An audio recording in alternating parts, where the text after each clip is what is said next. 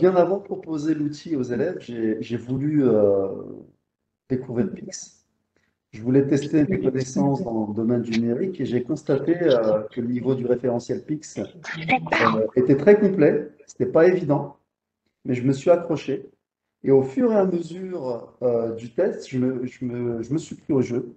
J'éprouvais beaucoup de satisfaction lorsque j'évoluais, je réussissais les différents niveaux du référentiel Pix.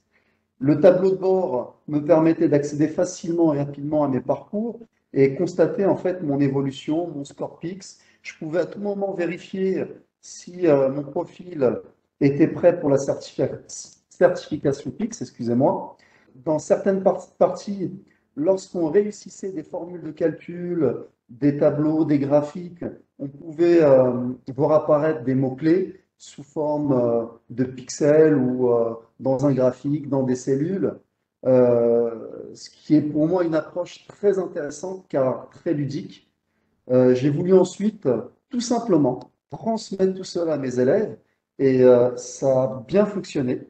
Dans un premier temps, j'ai pris mes élèves experts comme cobayes et ensuite j'ai lancé tout le monde. En fait, j'ai demandé à quelques élèves experts qui travaillaient vite et qui finissaient très rapidement les scénarios, de tester juste à la fin de leur travail. Et j'ai vu que ça fonctionnait. C'est vrai qu'à un moment donné, j'ai dû débloquer certains élèves, etc. Donc, leur donner en fait des petits tuyaux, leur expliquer certains exercices. Mais moi, je trouve que l'application est vraiment top. Et autre chose, dans notre établissement, tout se passe via l'ENT. Donc, il n'y a pas besoin de se connecter sur pix.fr. Il suffit simplement d'aller sur le Gard et vous avez un connecteur Pix sur lequel vous pouvez directement vous rendre. Et pour Alors, les élèves, pareil. Donc la- après, c'est le travail du référent numérique et autres. Avant de donner la parole à Wafa, je voulais juste te dire que l'Académie de Créteil a la particularité d'offrir en entrée en formation en classe de seconde une tablette numérique à chacun des élèves et l'année prochaine, ce sera un ordinateur portable. Donc ça, c'est spécifique à l'Île-de-France. Mais du coup, ce qui fait que chaque élève, a priori, sera équipé l'année prochaine pour travailler le dans et le hors la classe. Wafa. Alors de mon côté, tester le parcours fixe avant les élèves m'a permis déjà de faire connaissance avec l'outil, de le comprendre à la fois en termes d'ergonomie, de fonctionnalité, de contenu, et aussi comprendre un petit peu les différents domaines, les différentes compétences en lien avec les activités proposées, et aussi essayer de comprendre la formulation aussi des questions, par exemple. Et puis d'un autre côté aussi, ça m'a permis de vivre une expérience élève finalement et d'anticiper un peu les questions que les élèves pouvaient me poser ou d'envisager aussi l'intégration finalement de ces parcours, en tout cas ou la transversalité de ces parcours en lien avec les activités professionnelles proposées.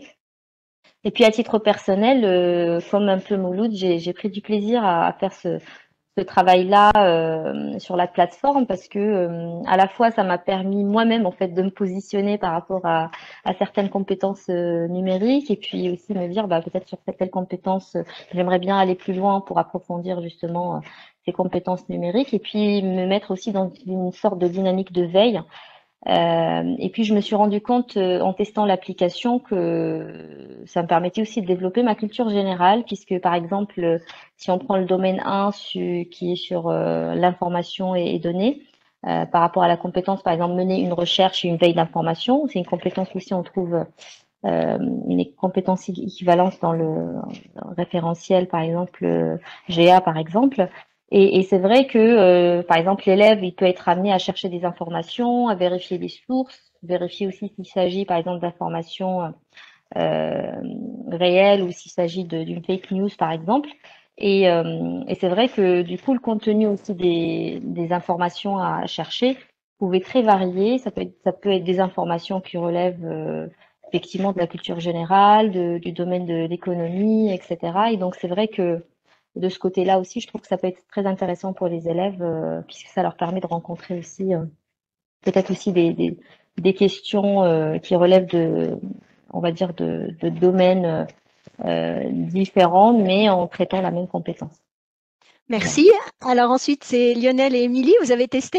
Alors oui, moi j'ai testé, mais je vous avoue que c'était juste par curiosité. J'ai pas poussé plus que ça au niveau du parcours. Je voulais juste vraiment voir comment c'était fait, mais je me suis pas testée plus que ça. Voilà. Au niveau, alors je vois, je me permets, mais dans le chat, il faut vraiment qu'on arrive à faire attention. Pix, ce n'est qu'un outil qui va nous permettre de certifier. C'est pas les compétences en elles-mêmes. Quoi. Les compétences, c'est bien des compétences numériques qu'on met en œuvre. C'est pas des compétences Pix. Ça paraît bête, mais c'est important. Pix, c'est vraiment juste l'outil qui va nous permettre de certifier nos élèves. Absolument. Et c'est pas, voilà, c'est pas les compétences numériques en elles-mêmes, quoi. Et donc voilà, nous, ils travaillent vraiment les compétences avec les scénarios pour l'instant, et on n'a pas encore lancé de campagne. On en fera une à la rentrée pour qu'ils puissent eux se positionner, voir où ils en sont, etc. Mais voilà, pour l'instant, nous, on n'a pas encore fait ce travail-là. Alors, pour ma part, oui, je l'ai testé. J'ai essayé avant la rentrée, bien de voir un petit peu ce que c'était, comment ça fonctionnait pour pouvoir en parler aux élèves. Mais je n'ai pas passé non plus trop de temps. Il va vite falloir que je m'y remette parce que je commence à être, entre guillemets, un peu challengé par des élèves qui me font remarquer que j'ai un niveau PIX qui est inférieur au leur. Il va vite falloir que je m'y remette, on va dire. Non, mais je trouve que c'est vraiment un super outil. Vraiment, ceux qui ont développé ça, c'est vraiment absolument génial. Après, il ne faut pas se tromper. Je voyais dans les questions tout à l'heure quel niveau il faut qu'ils atteignent, les élèves. Je pense qu'il ne faut pas, faut pas raisonner comme ça. Moi, je vais essayer de leur faire atteindre le meilleur niveau. Mais y a pas, on n'attend pas qu'ils soient tous pros. Ils ne le seront pas, d'ailleurs. Hein. Il y en a certains qui arrivent qui ont des difficultés. C'est compliqué. Déjà, si j'arrive à atteindre un niveau 2, 3, je serais très content. Donc, je crois qu'il ne faut pas se mettre de pression. Il faut faire le maximum en traversant les scénarios, en faisant le maximum pour les élèves. Et voilà, il ne faut pas se mettre de pression. Voilà. Alors moi, je vais faire un tout petit retour d'expérience d'inspecteur parce que j'ai testé Pix aussi et je me suis fait avoir plusieurs fois parce que finalement, je suis allée trop vite. Et ce que je trouve très intéressant, c'est que Pix pose des questions précises, donne des verbes de consigne précis et que si on va trop vite et qu'on exécute mal la consigne, eh bien, on se trompe. C'est pas parce qu'on sait pas faire. Et donc, pour nos élèves, je trouve ça extrêmement formateur aussi dans cette notion de maîtrise de la langue. Et nous, spécifiquement au lycée professionnel, où souvent l'exécution des consignes, elle n'est pas toujours précise. Et donc, c'est aussi l'objet de s'entraîner à répondre justement à ce qui nous est demandé et pas à répondre à côté. Et c'est pour ça que je trouve cette application avec une forte plus-value dans le processus de formation de nos élèves.